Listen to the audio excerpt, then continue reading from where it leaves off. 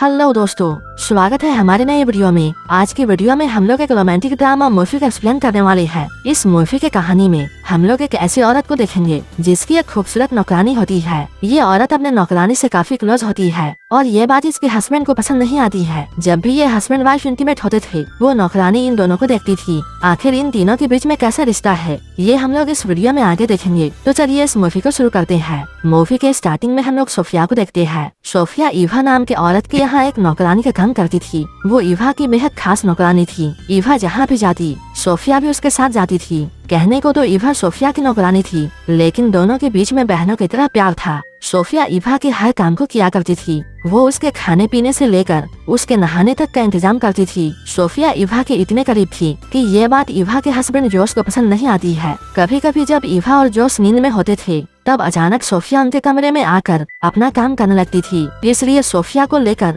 अक्सर ही ईवा और जोश के बीच में झगड़े होते थे। असल में बात ये थी कि कई सालों पहले ईवा का घर जल गया था। उस आग में ईवा की माँ और सोफिया के माता पिता की मौत हो गई थी, जबकि ईवा और सोफिया किसी तरह बच गए थे। इस हादसे के बाद सोफिया अनाथ हो चुकी थी, इसलिए ईवा के पिता ने सोफिया को गोद ले लिया और यहीं पर से ये दोनों बहनों की तरह रहने लगी। लेकिन सोफिया के माता पिता तो नौकर थे, इसलिए बड़ी होकर सोफिया भी घर के काम काज करने लगी। एक रात ईवा के पिता की तबीयत बहुत खराब हो जाती है और तब उन्होंने सोफिया से एक वादा लिया, चाहे कुछ भी हो जाए वो ईवा का साथ नहीं छोड़ेगी। एक दिन जब ईवा नहाने की तैयारी कर रही थी तभी सोफिया खास तरह की जड़ी बूटियां लाती है और उसे पानी में डालकर ईवा को नहलाने लगती है। लेकिन जिस तरीके से वो ईवा को छू रही थी ये देखकर जॉस को काफी बुरा लगता है। जॉस सोफिया से चिढ़ने लगा था, इसलिए वो सोफिया को अब बात बात पर डांटता है। इधर सोफिया अपने आप को खुश रखने की कोशिश करती। वो अपना ध्यान भटकाने के लिए तस्वीरों से भी बातें किया करती थी। ऐसे ही एक रात जब सोफिया अपने कमरे में जा रही थी तभी उसे ईवा के कमरे से आवाजें सुनाई देती है। वो यहाँ पर रुक जाती है।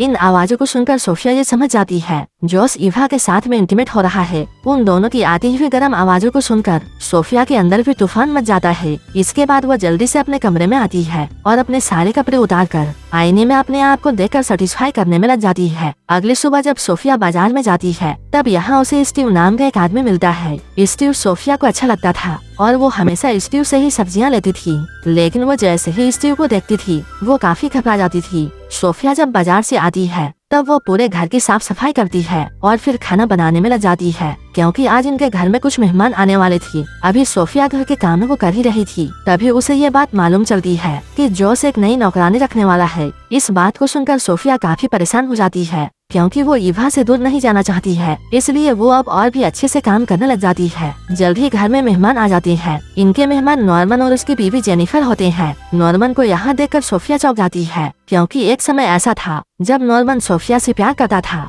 और सोफिया भी नॉर्मन को पसंद करती थी, लेकिन ईवा ने उससे नॉर्मन को छीन लिया था। नॉर्मन के यहाँ आने से सोफिया घबरा जाती है और हड़बड़ी में गलतियाँ कर देती है, जिसे देखकर जॉश उस पर बहुत गुस्सा करता है और वो सबके सामने सोफिया को डांटता है। थोड़ी ही देर बाद मेहमान चले जाते हैं। अब जॉश और ईवा के बीच में हमेशा की तरह झगड़ा शुरू हो जाता है और आज भी इनके झगड़े की वजह सोफिया थी। रात में सोफिया जब अपने कमरे में थी तभी ईवा उसके पास आती है। ईवा उससे कुछ भी नहीं कहती है, बस चुपचाप उसके पास लेट जाती है। लेकिन सोफिया उसे देखकर ये समझ जाती है कि उसे अब इस घर से जाना होगा। अगले दिन जैसे ही सुबह होती है सोफिया अपना सामान लेकर जाने लगती है, लेकिन जॉस उसे रोकते हुए ये कहता है, मैं तुम्हें यहाँ से निकालना नहीं चाहता हूँ, मैं तो बस इतना चाहता हूँ कि तुम हर वक्त हमारे साथ मत रहो। जॉस के इशारे को वो समझ जाती है और वापस वो अपने काम में लग जाती है। इसके अगले दिन सोफिया नॉर्मन से मिलने के लिए जाती है। यहाँ ये दोनों बहुत सारी बातें करते हैं। नॉर्मन के पूछने पर सोफिया उससे कहती है, ईवा के पिता ने मुझे बाप का प्यार दिया था, लेकिन वही ईवा ने कई बार मुझे नीचा दिखाने की कोशिश की,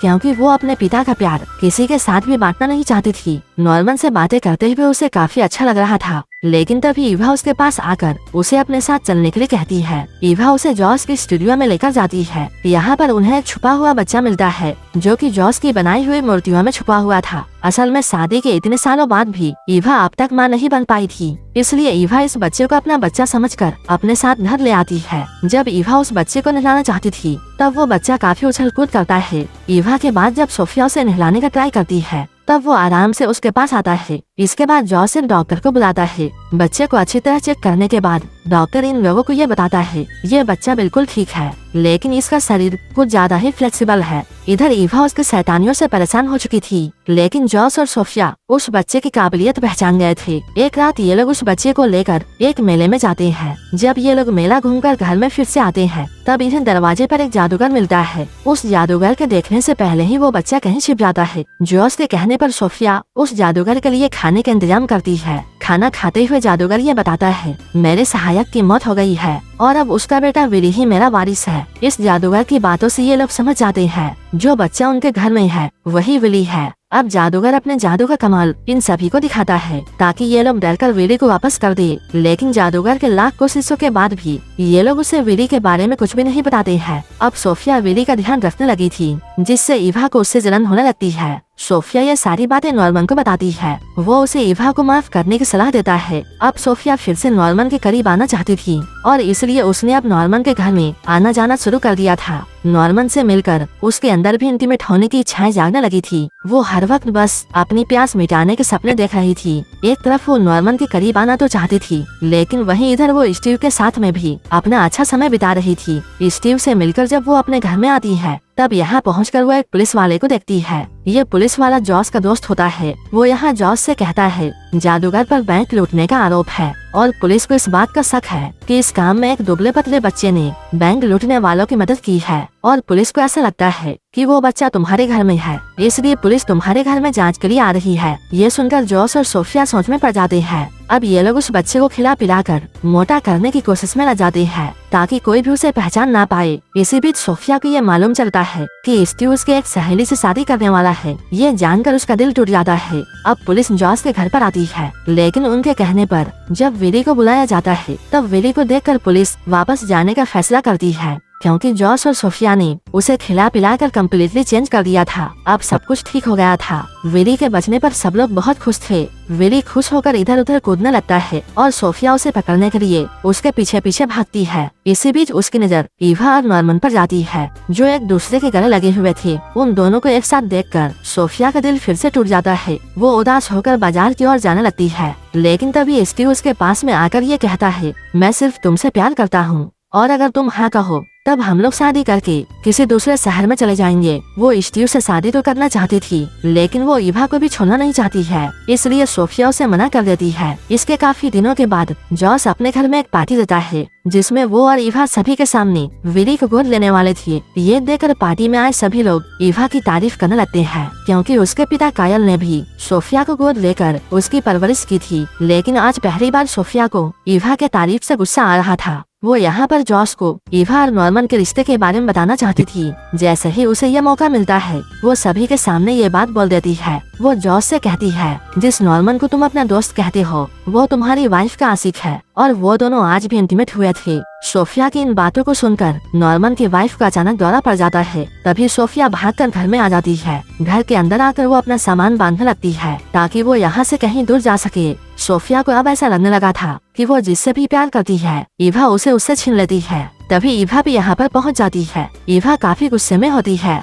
वो सोफिया से कहती है मैं माँ बनने वाली हूँ, ये सब नॉर्मन के प्रार्थना की वजह से हुआ है और इसलिए मैंने खुश होकर उसे आज गले से लगाया था। ईवा की इन बातों को सुनकर सोफिया को ये एहसास होता है कि उससे बहुत बड़ी गलती हो गई है और ईवा ने कभी भी उसे नफरत नहीं की थी, बल्कि ये सब तो सिर्फ उसका वहम था। जल्द ही इन दोनों के बीच की गलतफहमियां दूर हो जाती है, लेकिन तभी उन्हें ये पता चलता है कि घर में आग लग गई है। सोफिया इसके लिए खुद को जिम्मेदार मानती है, लेकिन जल्द ही वो खुद को संभालते हुए अपनी और ईवा की जान बचाती है। आखिर में ईवा के कहने पर सोफिया स्टीव से शादी कर लेती है और अब दोनों अपने परिवार के साथ में खुशी खुशी रहने लगते हैं।